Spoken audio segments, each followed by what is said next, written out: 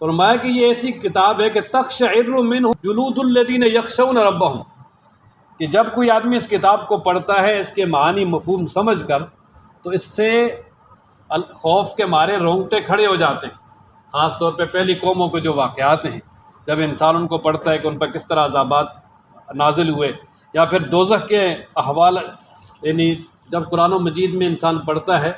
کہ بھئی کس طرح جو ہے وہ دوزخیوں کو، جہنم والوں کو عذاب ہوگا، اور کس طرح جو ہے نا وہ ہمیشہ کے لیے عذاب میں ہی رہیں گے، تو اس سے انسان کے جسم پر ایک بڑی سخت کیفیت طاری ہو جاتی ہے۔ لیکن یہ اس صورت میں جب اس کے دل میں اللہ کا خوف ہو،